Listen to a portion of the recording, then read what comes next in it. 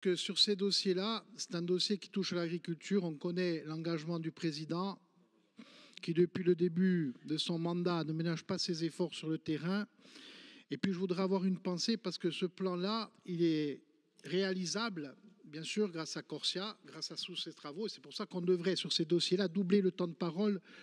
comme pour les grands dossiers. Pourquoi? Parce que si demain, a Pegoagors e a Gapragors spariscono, e un poco di noi che sparisce, perché si sfonderà tutto. Jean-Martin évoquait l'autre jour, lors du débat sur l'autonomie, cette angoisse que nous avons de peut-être à un moment donné disparaître et ne plus appartenir à cette communauté. Eh bien, s'il y a bien un secteur qui évoque cette crainte, c'est bien sûr le pastoralisme et la transhumance, et notamment à la base de tout cela, ces races reconnues, endémiques, adaptées à ces territoires, pour Agapragorsa, maturiata in certi tempi, perché si diceva che a livello dell'organismo nazionale di foreste si spiantava i foreste, allora da piantava au vogo. Aujourd'hui, ce patrimoine-là, repris par l'INRA et par d'autres, a permis de renforcer, bien entendu, ces filières et d'avoir des AOP. C'est à partir de ces races-là que l'on peut définir des appellations d'origine contrôlée. Et quand le groupement Roffort s'est retiré d'un coup de Corse, eh bien,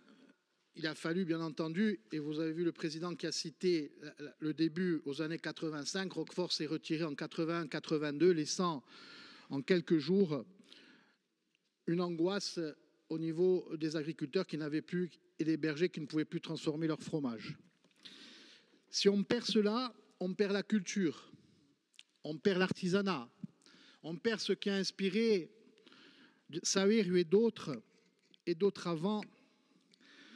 et on perd bien entendu ce que nous sommes. Et ce que je voulais dire, c'est en fait, Antonia, tu sais, ça pourrait être tout aussi bien, et ça l'est, un dossier porté à 2 ou à 3 sur ce dossier-là, parce que ça fait partie de notre patrimoine collectif, aujourd'hui reconnu au niveau de l'UNESCO, patrimoine de l'humanité. Et je voudrais avoir une pensée ce soir pour les contrôleurs laitiers. Les contrôleurs laitiers, ce sont ces hommes et ces femmes qui, pour 1 000 euros ou 1 200 euros, depuis maintenant près de 40 ans, se lèvent tous les matins à 5 heures e vanno in dei pastore a fare su controllo laitier che permette di misurare la qualità di un prodotto e di poter fare dopo la selezione di più bei pecore, di più bei capri, di più bei becchi e di più bei montoni. Donc le plan exceptionnel que vous avez mené, Monsieur le Président, et celui qui suivra sur Capragos, ce sont des éléments déterminants, notamment aussi par rapport à ce qui va nous permettre, sur l'autonomie alimentaire demain, de reconquérir des parts de marché, de nourrir nos populations et, je le disais tout à l'heure, de diffuser cette culture et ce savoir-faire. Pour conclure là-dessus, la commission que vous mettrez en place la semaine prochaine, la commission d'aménagement foncier, où je sais aussi, et ça sera pour le coup historique, puisque les départements avaient un peu oublié cet aspect-là, même si à la fin, il y avait eu des commissions mises en place. Celle-là, elle devra permettre justement de pouvoir donner ai nostri gapri e ai nostri peri spazi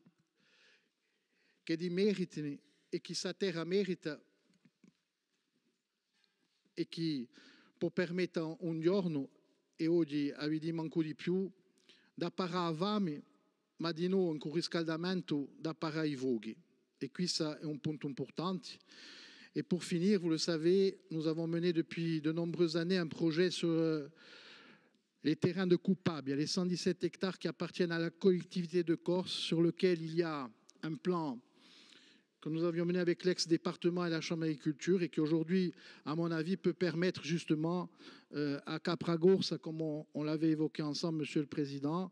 en lien avec le lycée agricole, d'avoir cette pépinière couveuse qui va permettre demain à nos jeunes de pouvoir s'installer sans prendre de risques sur l'évolution de leur exploitation, en les sécurisant et en développant peut-être sur ce plan après avoir stoppé ces problématiques, notamment de survie, parce que on l'a vu en 2000 avec la fièvre catarrhale, on aurait pu avoir l'extinction de la race avec cette fièvre, avec la langue bleue, la fièvre catarrhale. Et donc, je crois qu'aujourd'hui, ce que vous nous avez porté depuis de nombreux mois, de nombreux semestres, avec votre volonté, votre force, que je voudrais à nouveau saluer, eh bien, ça peut nous permettre demain, et pourquoi pas, et pas Kimik Sounia, d'installer sur 10 ans, tous les ans, 3, 4, 5, 6 chevriers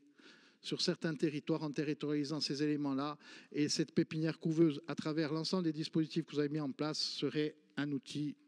indispensable. Je vous remercie.